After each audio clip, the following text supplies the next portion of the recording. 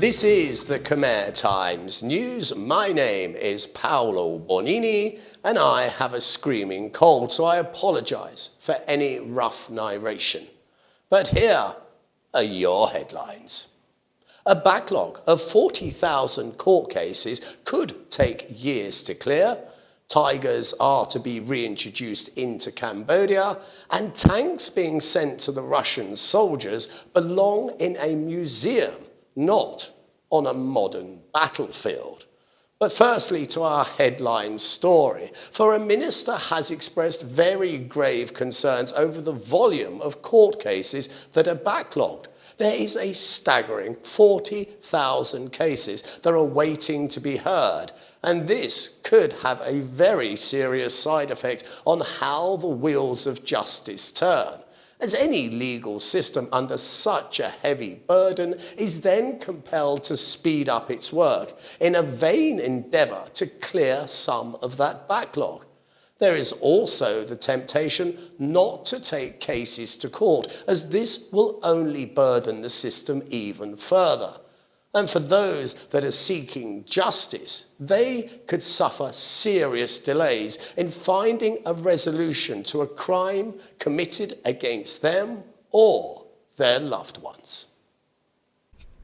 The Justice Minister, Ket Rith, has expressed serious concerns over findings that there are more than 40,000 backlogged court cases within the kingdom, and he is pushing officials to use out-of-court settlement mechanisms to help resolve this backlog. Rith has said that an out-of-court settlement could be a very effective way of helping to clear this huge backlog. He noted that the Prime Minister, Hun Sen, has promoted the use of out-of-court settlements to resolve disputes as a win-win mechanism, which benefits both the court and those involved in the dispute. And Rith was quite determined when he instructed court officials to focus on initiating this particular resolution to reduce the huge backlog, instead of just ignoring the issue and allowing it to grow further. And the crisis stretches beyond the courts into the prisons, as a Ministry of Interior spokesman has said that the government is also working on ways to reduce overcrowding within the prison system. One way is to have community service sentencing instead of prison terms. He noted that last year over 1,200 prisoners were released or pardoned on special holidays like Khmer New Year. And now there is very much a leaning towards those convicted of crime serving a community service within their own communities. But of course, many have grave concerns, asking, is it really a suitable punishment that a criminal returns to the community rather than facing the punishment as prescribed by the law? The Russians have been through an entire war campaign that has lasted well over a year, and they have so very little to show for it, apart from, that is, graves that stretch far off into the distant horizon. And it is no overestimation to say it has been a disastrous campaign that has seen them retreat from Kiev as well as all their other earlier gains. Now they are pouring their entire military might on one solitary town, which after 11 months they still have not taken, and that is almost unbelievable. But the situation continues to get even worse, as now they are sending their undersupplied frontline troops artillery that is so woefully inadequate it belongs in a war of the distant past. And if anything, it only displays how the Russian bear is seriously wounded and reeling, and is being punished by the Allies' high-tech equipment. But in a desperate bid to find some form of leverage for any future negotiation around the tables of peace, the Kremlin will arm their soldiers with tanks that belong not in this war, but one that your grandfather could have fought in. We start with these. These are the casualty figures as issued by the Ukrainian military. Their seal is in the bottom left of the screen if you wish to qualify that these are actual real figures. Now, the big red number is the one at the top, and what that displays is approximately 169,000 Russian soldiers have been killed, and that is absolutely awful, considering as to the position they are currently in, and what they have gained is quite simply, for those figures, paltry. And I'll be amplifying that very shortly with some maps I wish to show you. Now, the next big number, although it's not the largest, is the one directly below it. And what that shows is that 3,574 tanks have been confirmed as destroyed. And that is an enormous loss for the Russian army. So what is it they are doing to replace those tanks? Well, what they're doing is this, and what you're looking at are T-54 tanks being transported by rail to the Ukraine, and they all look jolly scary, don't they? Big nasty tanks that can emerge from hedgerows and blow a hole in the side of a house with no problems at all. Well, yes, all of that is in fact true, but it is only when we take a much closer look at the T-54 we discover quite the different story. For the T-54 is rather an old tank. On the screen now you can see an image of the Challenger 2, the British tank, a mighty fine tank that's got an awful lot of respect for its capabilities, and on the left of that image is a T-54. Now, they look remarkably different when you stack it up against a modern opponent. And the reason for that is quite incredibly, the T-54 was produced in 1945 at the end of the war. Now that is nearly 70 years ago. And that was an awful long time ago. So let's have a comparison that you will recognise. What is on your screen now is a family car from the 1940s, about when that tank was built. And we switch over to a modern day family car. The modern day family car would literally be the envy of the Apollo missions that took man to the moon, for it has GPS satellite mapping, ABS braking, engine management, electric ignition, digital radios, aircon, electric windows, cameras for parking, and even televisions in the back seat. It has a constant flow of telemetry from the onboard computers, whereas the family car from the 1940s had 4 doors, a steering wheel, and a hook for Dad's hat. So now imagine that you are a Russian soldier on the front line in Ukraine. You know that the Ukrainians have these Challenger 2 British tanks, and you are to be sent tanks that are nigh on 75 years old. And remember that number at the beginning of this story. You also know that 169,000 of your comrades lays dead. And what you have is tanks being sent to you that have none of the modern advantages. They may as well have a hook to hang your hat on. And no matter how helpful a hook for your hat may be, it's pretty damn insulting when you're on a modern day battlefield, and that is what you're looking at. But let us take a step closer and then one more, because what comes into focus is this bulge. On the right hand side, the red shaded areas is territory held by the Russians. And in that bulge is the city of Bakhmut. Now, for 11 long months, the Russians have thrown their entire military might to try and capture Bakhmut. And they have achieved very little, except annihilating the entire city. This footage is very recent footage from the heart of Bakhmut, and you can see the town is devastated, as is the Russian soldiers' morale. They have just gone through a winter where they have seen temperatures drop to minus 20 degrees. There are numerous cases of soldiers putting up videos on YouTube pleading for supplies, and now they have tanks being sent to them that belong in museums, not on a modern battlefield. I would imagine there's many a Russian soldier that looks out from the ramparts and realizes that the fight is hopeless.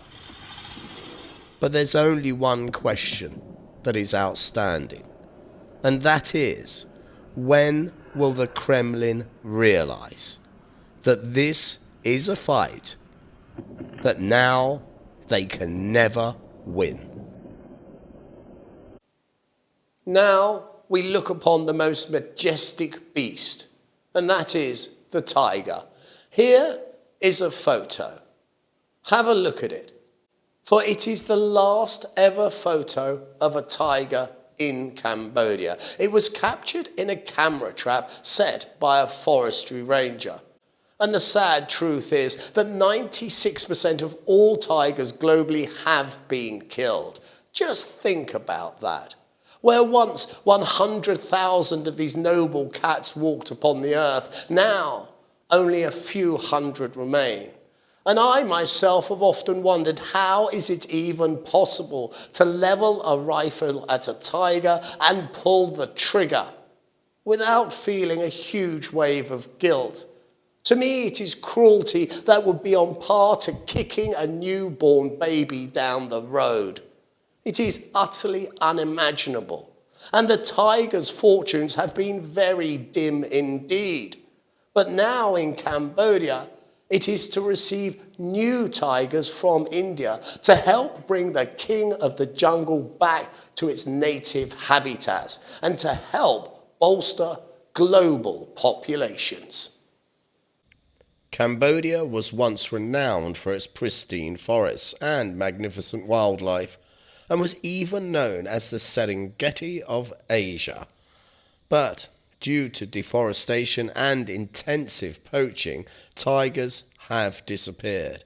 But the government of India and Cambodia have signed an understanding between the two ministries of environment on a strategy to recover the tiger to its natural habitat by sourcing tigers from India to be set free here in Cambodia. Cambodia has sadly declared their native tigers extinct. The extinction is due to large-scale reduction in its habitat and it being illegally hunted. The problem with its reintroduction is that tigers need a very large territory to live and to survive, and rapid development projects and logging within Cambodia have put these habitats under very severe threat, and therefore made it so very difficult for the tigers to survive.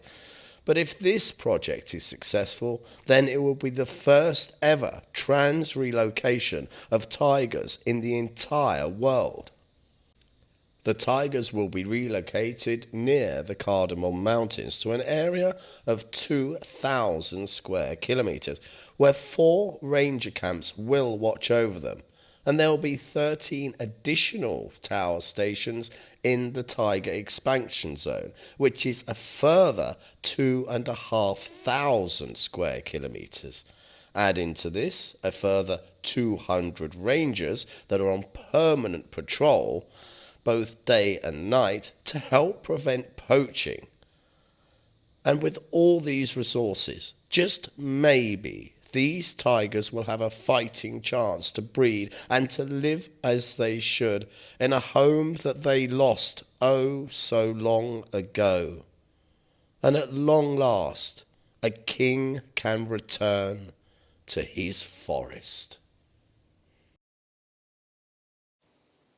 Tuberculosis is found in every single country in the world. It is the leading infectious cause of death globally. The World Health Organization estimates that 1.8 billion people, close to 1/4 of the entire world's population, are infected with the bacteria that causes TB. Last year, 10.5 million people fell ill, and a horrifying 1.6 million died. The most vulnerable are women, children, and those with HIV. But worse still is there is a growing resistance to drugs that stops TB's relentless march, which means the disease is becoming even more deadly and difficult to treat. So, this is a bad news story, right? Well, no, as Cambodia has incredibly announced a 50% decrease in TB deaths in the past year. Deaths caused by tuberculosis were slashed in half last year as compared to the previous year, said the National Centre for Tuberculosis and Leprosy Control, known as CNAT. And the director of CNAT said this week that of 33,000 patients last year, only 21 died. And that is a huge improvement on the year prior. Now, this is important as there is on average 4,383 deaths every single day by TB globally. And that equates to 3 people dying every single minute. And if that is not frightening enough, in 2018 alone, 1.7 billion people were infected by the TB bacteria. And that, quite stunningly, is 23% of the entire world's population. For TB is the leading infectious disease killer in the entire world. The CNAT director added that the reduction in deaths is more impressive, as the near 33,000 people infected last year was an increase of 15%. However, healthcare services managed a very impressive 90% success rate in tackling this disease. Ministry of Health spokeswoman Or Van Dien recently urged relevant authorities to work together, as the ministry alone cannot educate the public about the disease and stop TB by the year 2030, which is their aim. But the World Health Organization representative, Dr. Lee Allan, was much more cautious, for he said that although achieving an impressive result in the fight against TB, Cambodia remains on the global TB watch list. And worse still, the COVID-19 pandemic has reversed years of positive progress in the country's fight to finally put an end to tuberculosis. Last week, we again highlighted the plight of the Mekong dolphins. It is something we wish to do here, to focus on these dolphins as they are extremely endangered. But last week saw us report yet again that another dolphin had died needlessly in nets illegally placed by fishermen, despite the fact that 24-hour patrols are supposed to be active to stop such fishing practices. But this week, we have some good news, and that is the Prime Minister himself has stepped into the arena to try and improve the dolphins' chances for survival. This time, he has announced that ID poor cards will be given to 1,300 fishing families, and this incentive is to stop the fishermen from fishing these protected sanctuaries by giving them a real alternative to fishing as their main income. Speaking at a meeting, the Prime Minister has said that the government will issue ID poor cards to about 1,300 fishing families and help them to find new jobs for those fishermen that live within the dolphin conservation areas. The Premier said, "We urge people not to use fishing nets in the core zones where the dolphins are living. we will provide them with ID poor cards to ease their difficulties, any that may arise due to the stopping of fishing in those zones. And he reminded that the use of fishing nets is strictly forbidden in the areas where the dolphins live. The World Wildlife Fund director said, "I understand that issuing ID poor cards is very important, but the relevant authorities must also introduce a mechanism to monitor whether the fishermen have abandoned illegal fishing in the protected zones."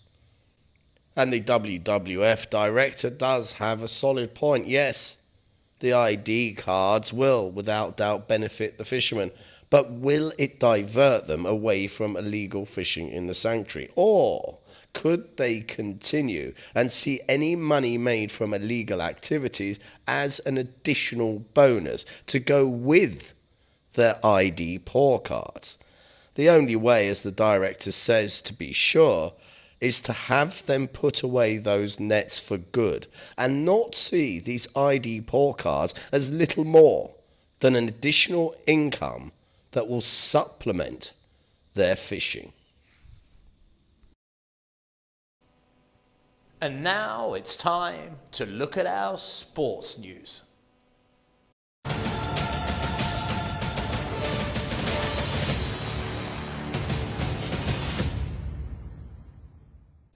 The end is at the light of the tunnel, almost at the end of the show, which is a blessing when you've got a streaming cold like I have. Oddly, do you know, I've actually done the show twice with COVID and nobody noticed, and once with a broken foot. But the cold is the worst of all of them, I feel. But what we're looking at here actually is some excellent football results, although I do feel bad. Crystal Palace 2-1 against Leicester City. Go the Palace, nice one. The Arsenal still top of the table, that suits me just fine. 4-1 against Leeds. Chelsea lost, 2-0 to Aston Villa. God, that's pathetic. And also Man U 0-0 against Newcastle. It's time to have a look ahead and see what the weather has in store for us next week. The weather at late is little more than a tempestuous, enraged child that's just dropped its ice cream in a puddle, because you don't know which way it's going to go, but it will be severe. We had storms here in Siem Reap that was so strong they actually bent my metal gates, and that has never happened in the 15 years that I've lived here. And the temperatures are on the rise. We're heading towards 40 degrees. We're hitting 37 repeatedly. And also have a look at that humidity. It's up in the 70s. So I guarantee this, it's going to be sticky and there's going to be rain. This has been the Khmer Times News. Please do subscribe and comment and stay up to date with all the breaking news by following us on both Facebook and Telegram. This has been Paolo Bonini, and that was the week that was. I'll see you next weekend for your weekly Roundup.